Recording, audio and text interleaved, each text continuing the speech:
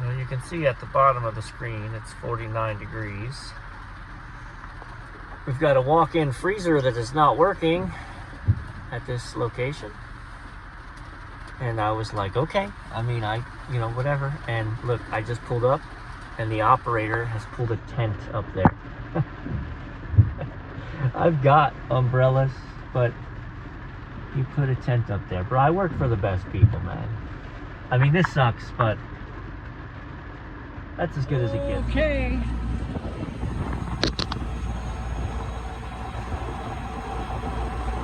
But clearly, we're running short. Trying to see if there's any obvious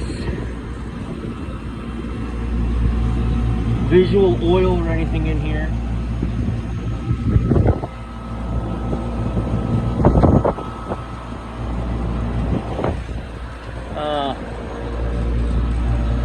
What I'm gonna do is gas up. All right, what would you do here?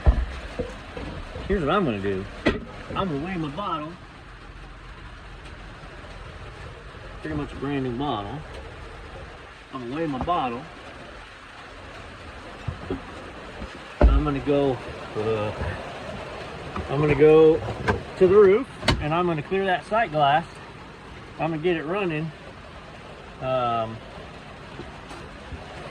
We're gonna let it eat. We're gonna let the box pull down, and unless I see something catastrophic inside or something, we may just call it a day at that, because there's no sense in leak checking and all this nonsense in this.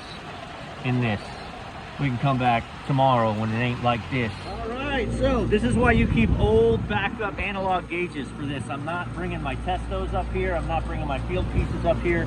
They're gonna get rained on. They're gonna stop working. Ask me how I know. We are running 125 head pressure and in a vacuum. But you guys are like, every time I see you, it's low battery, buy a 9-volt. I'm pulling amps, my compressor's running, I'm in a vacuum. I got a bad low pressure control too. Which means it's not pumping down and shutting off. Or it's not shutting off even when it pumps down under normal circumstances. So this is not a gas and go.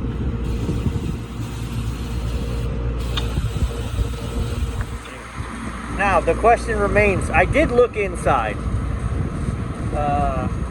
and it sounded like the thermostat was working, but I didn't check the solenoid to be sure. It's possible that our solenoid's not opened up. It's possible that our solenoid's not opened up. We aren't frozen. I'm going to crack this and I'm going to see if once we're able to put a little pressure on it.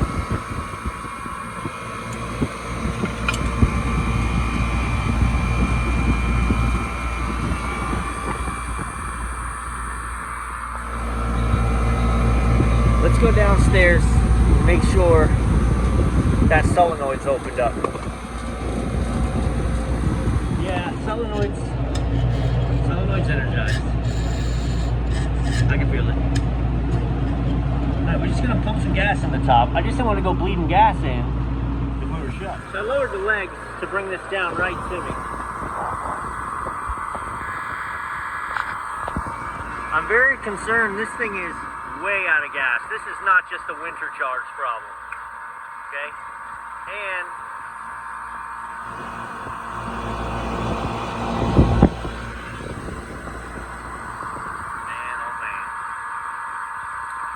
well, that took care of it. So we cleared the sight glass.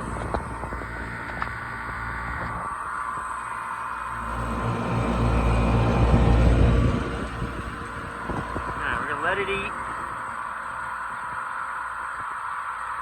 I am freezing, man. I'm just wet enough. And you guys are like, what a baby, it's only 49. And I know some of you guys are in actual cold places. It's just wet, man. I don't mind the cold. I love it when it's 28 degrees out. But not when it's a wet 28 on the roof.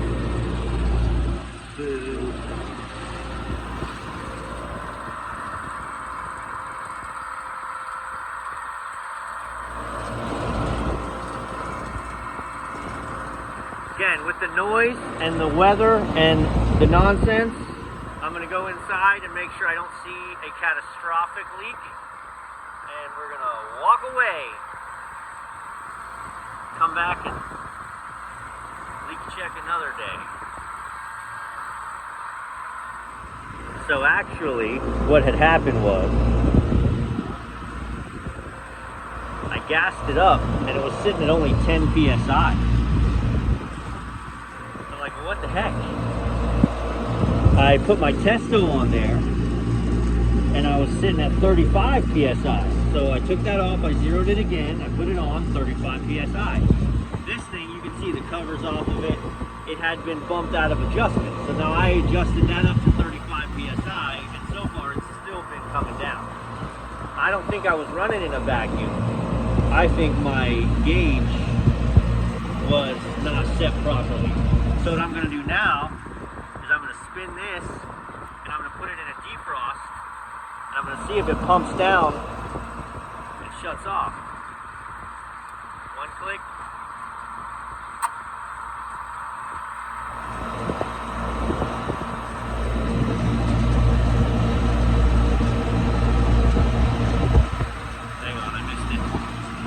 I missed it.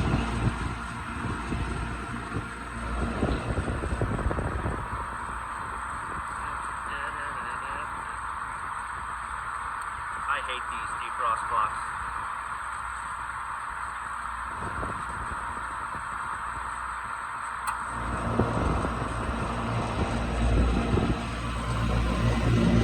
There it goes, so it's pumping down. Maybe.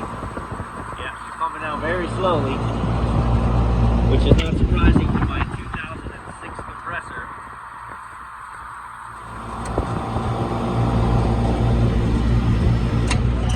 Okay, so she did shut down at 0.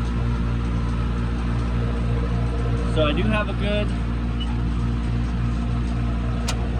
took it out, we got pressure, bam. All right, so I got a good pressure control.